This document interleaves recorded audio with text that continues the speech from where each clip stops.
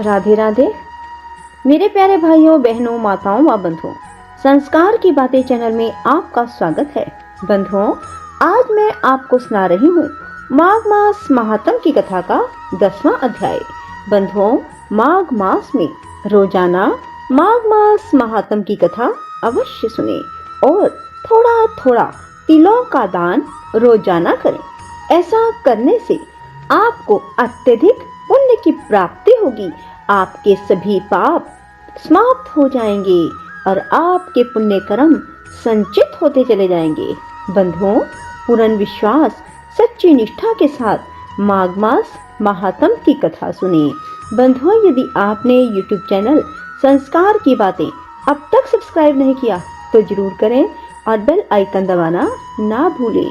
बोलो जुगल जोड़ी सरकार की जय, विष्णु भगवान की जय, लक्ष्मी माता की जय, शिव शंकर भोलेनाथ की जय, माँ पार्वती की जय, गुरुदेव की जय। 10वां अध्याय। यमदूत कहने लगे, हे वैश्य, एक बार भी गंगा जी में स्नान करने से मनुष्य सब पापों से छूटकर अत्यंत शुद्ध हो जाता है। जो गंगा जी को दूसरे तीर्थों के समान समझता है वह अवश्य नरक में जाता है। भगवान के चरणों से उत्पन्न हुई गंगा जी के पवित्र जल को श्री शिव जी अपने मस्तक में धारण करते हैं। वह ब्रह्मा जो संदेह रहित प्रकृति से अलग और निर्गुण है, ब्रह्मांड में उसकी समानता किससे हो सकती है। गंगा जी का नाम हजारों योजन दूर से ही लेने वाला नरक में नहीं जाता। इसलिए मनुष्य को अवश्यमेव गंगा जी में स्नान करना चाहिए। हे वैश्य, जो ब्राह्मण दान लेने का अधिकारी होकर भी दान नहीं लेता वह आकाश के नक्षत्र में चंद्रमा के समान है।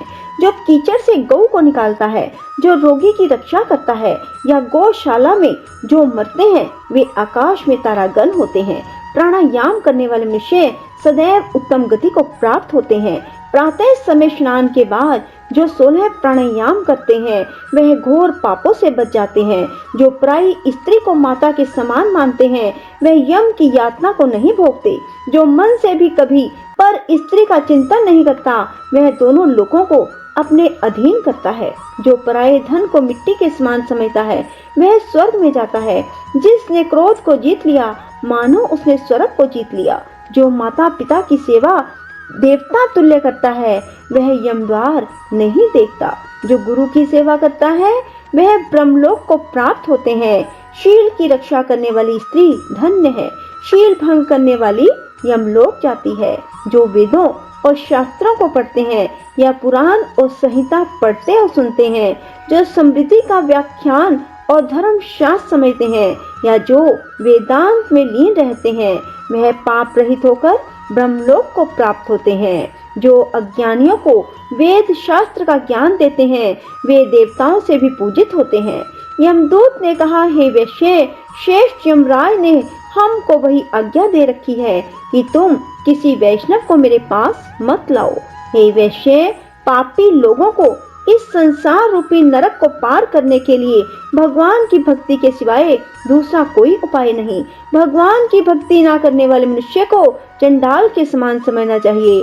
भगवान के भक्त अपने माता पिता दोनों के कुलों को तार देते हैं और उनको नरक में नहीं रहने देते।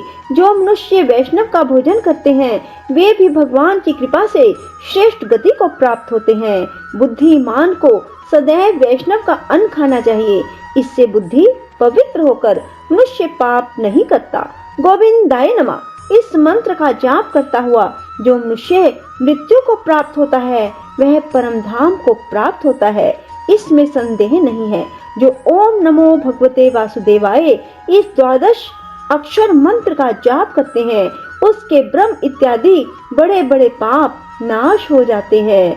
बोलो विष्णु भगवान की जय, लक्ष्मी माता की जय, श्री कृष्ण भगवान की जय। श्रीमन नारायण नारायण हरि हरि, श्रीमन नारायण नारायण हरि हरि, श्रीमन नारायण नारायण हरि हरि, श्रीमन नारायण नारायण हरि हरि, श्रीमन नारायण नारायण हरि हरि,